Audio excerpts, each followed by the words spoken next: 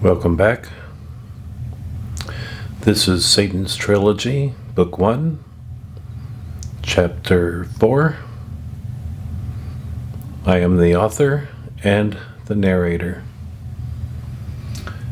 This reading will be number 28. Good evening, Mr. Hull. It is good to see you again. Esther smiled at Mr. Hull. I need some powdered sugar, and as long as I'm here, I'll pay for the waffle iron. It works great.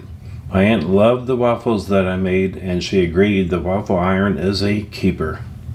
Mr. Hull smiled with a big grin. He was very excited to see Esther and to hear that she wanted to keep the waffle iron.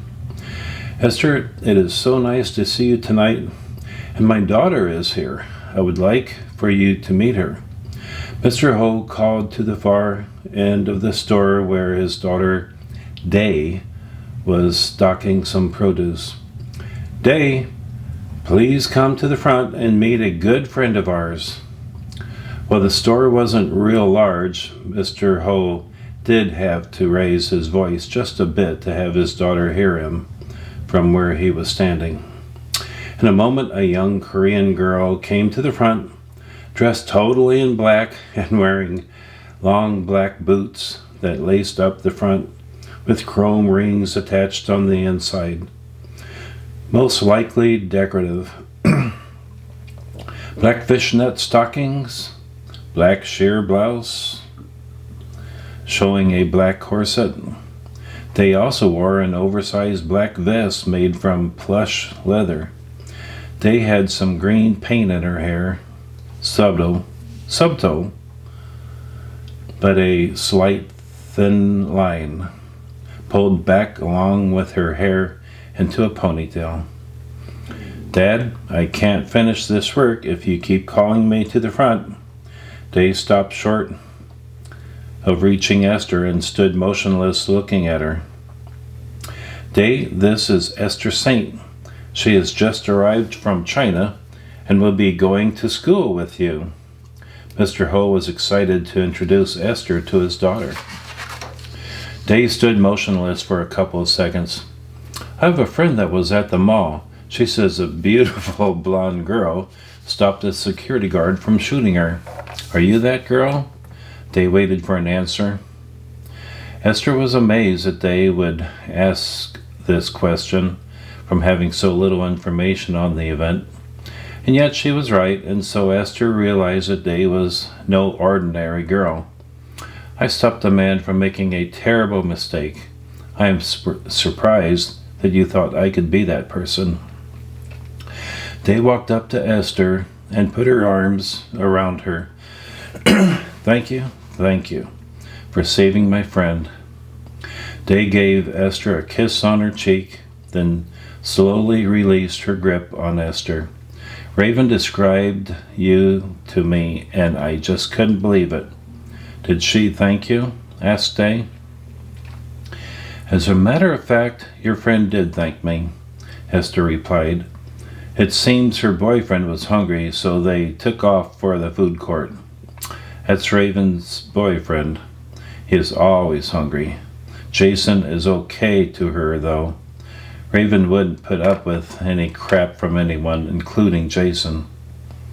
Day kept her eyes on Esther and continued to talk. I'm guessing you are a senior. It might be tough coming to a new school at the end of your senior year. I want you to find me tomorrow. I can show you how to get around. How are you going to get to school? I have a bike, Esther replied rather casually. They cocked her head slightly. You mean a bicycle? Esther laughed. No, a Ninja 650, a lime green Kawasaki. Giggling as she explained herself. Day's admiration had been restored. Awesome, that's nice, really nice. I'll see you tomorrow. Day turned to her dad. Dad, I am nearly finished stocking. Then I'll go straight home. I will have to get up early tomorrow for school. They started to return to the back of the store when her father stopped her. Mr. Ho looked at his daughter and said, "Day, you go home and go to bed. Tomorrow starts the last semester of your senior year. You should be rested. I will finish stocking the produce." Day smiled excitedly, ran to her father, gave him a kiss on the cheek. "Thanks, Dad. I'll go straight home." As Day ran out the entrance, she yelled back to Esther, "I'll see you tomorrow, Esther." Esther turned to Mr. Ho and smiled. "I like your daughter. You must be very proud of her." Mr. Ho was grinning from ear to ear. "She works hard, studies hard, and is a good girl. She is my only child and is my life. Many people in Korea want a son, but I was excited to have a girl. She is just like her mom.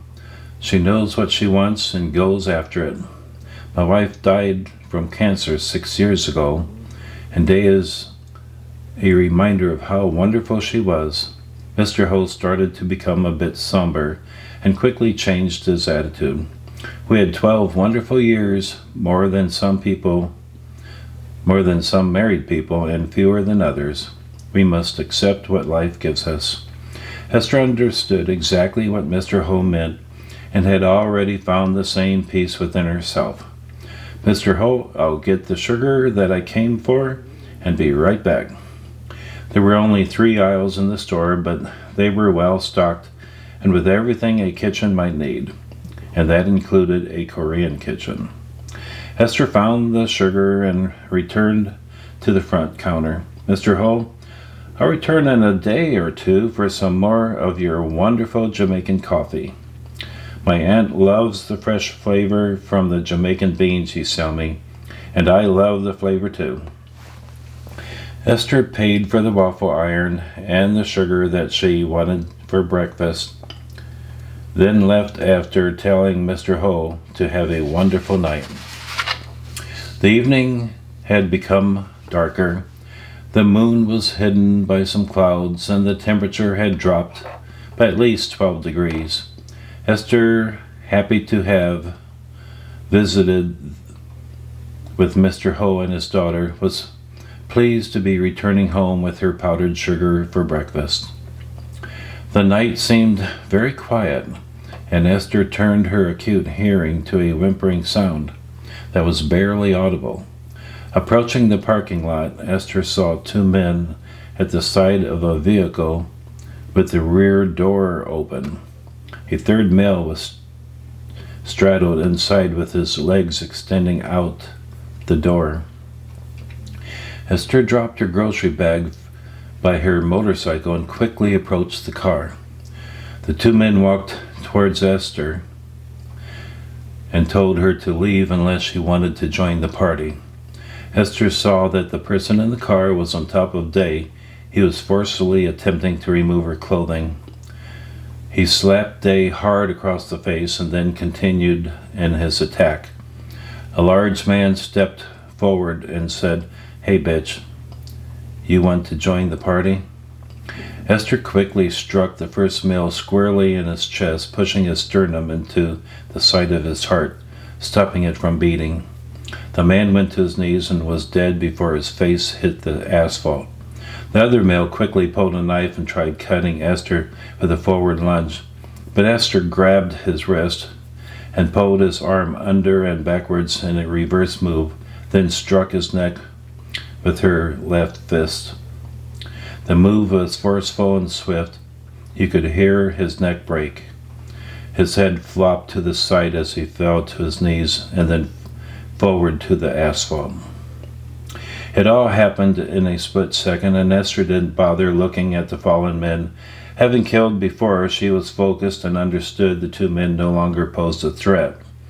Esther then reached inside of the back of the car, striking at the groin of the third person. As he went limp, Esther pulled him out of the car and onto the parking lot surface. She had used only one arm to separate him from the car. He laid there gasping for air, vomiting blood, and cowered in pain. Day pulled herself slowly out of the back seat of the car straightening her clothes. The attack had been short, thanks to Esther, and Day quickly recovered from the brief but violent experience. No longer shaken by the experience, Day, for the second time this evening, leaned on Esther and kissed her cheek. She softly spoke to Esther in Korean. "Esther, you have saved me and my family from great shame. We are now sisters. You may ask anything of me from this day forward." Esther felt Day looking towards the grocery store. Esther had already sensed that Mr. Ho was at the edge of the parking lot. This time, Day spoke in English. "Esther, you should leave.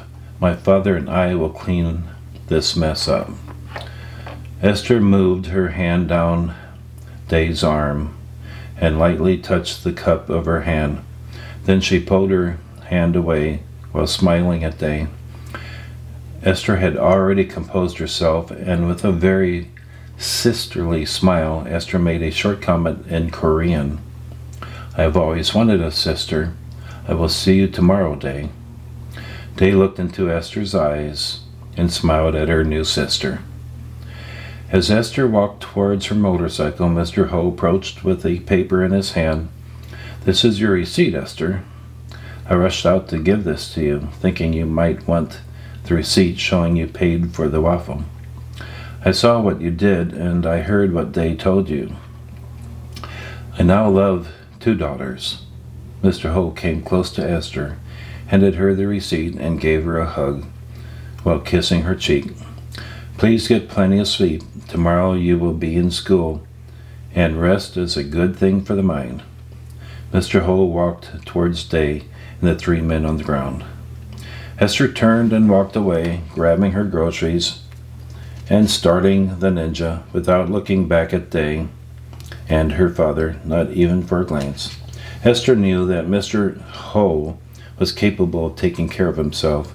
She had noticed his muscle tone and had recognized the body of a man trained in self-defense. He had balance with the confidence of movement. Having lived her entire life alongside well-conditioned soldiers, Esther had already sized up Mr. Ho as someone that others should not anger. An ability that Esther possessed was sizing up a person's humanity, and these 3 men lying on the ground had none. Their souls were evil, lacking even the slightest compassion for others. Esther had identified the 3 men as intent on doing a very evil thing. It was their nature. Without a doubt, they had already victimized many others, leaving destroyed lives in their wake. And Esther wasn't about to show any empathy for their welfare.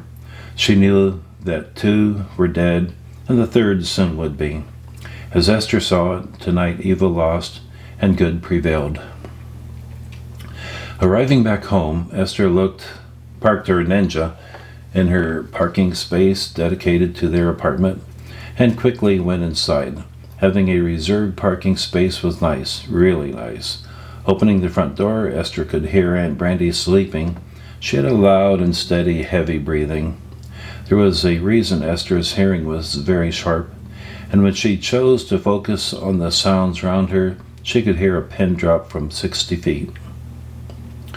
Esther's father had several years earlier secured a set of ultra-small and high-tech hearing aids for Esther. Very difficult to detect, once positioned in the ear canal, they gave Esther the ability to listen to the softest of sounds while blocking loud noises that might harm her ears. Sensing that all was as it should be, Esther reached to her right ear and pressed on the device, knowing it would reset both hearing aids to slightly sensitive.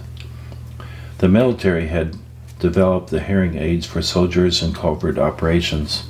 They gave the user a huge advantage if properly used.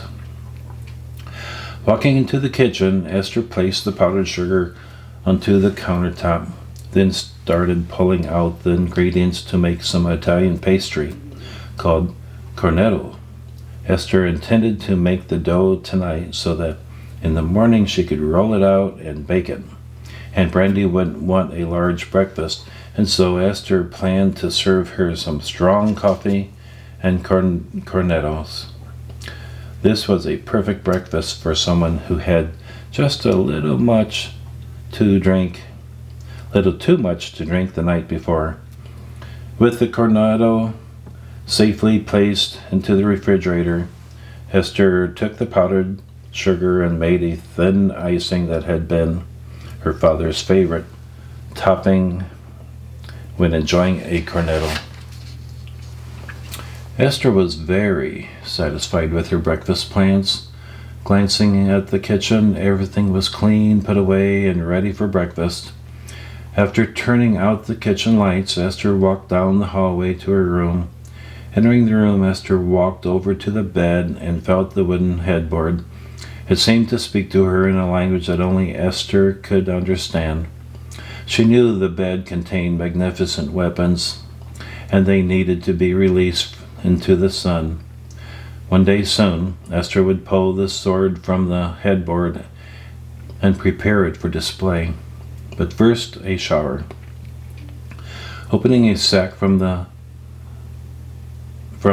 mall, Esther pulled out some white silk panties and a pink tank top made from brushed cotton. Bo Chen's family had taken Aunt Brandy's towels and placed some of them into her bathroom.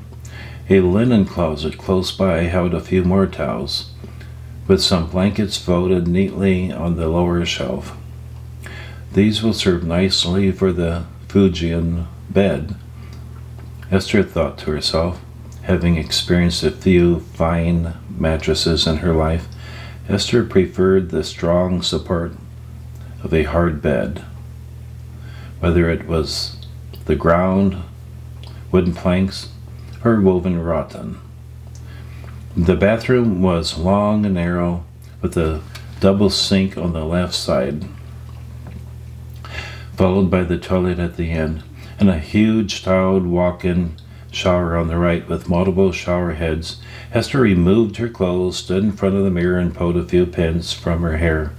The golden strands of hair fell below her shoulders. I must have the fastest growing hair for anyone my age, Esther thought to herself. Turning to step into the shower, Esther stopped to look back at the mirror on the wall. Easily visible on her back, Esther could see the artwork applied to her skin. The tattoo was a gift from the people of a small village she had visited with her dad. While staying there, some bandits entered the village and attempted to rob the villagers. They had robbed the people before even raping some women. This time they arrived with over a dozen men, forcing their way into one home at a time. They would take anything and everything that they either wanted or possibly had some value. Esther and her dad had been there for several days. The village leader, Master Cheng, was a good friend of Esther's dad. I'm going to stop there, and I hope you enjoyed.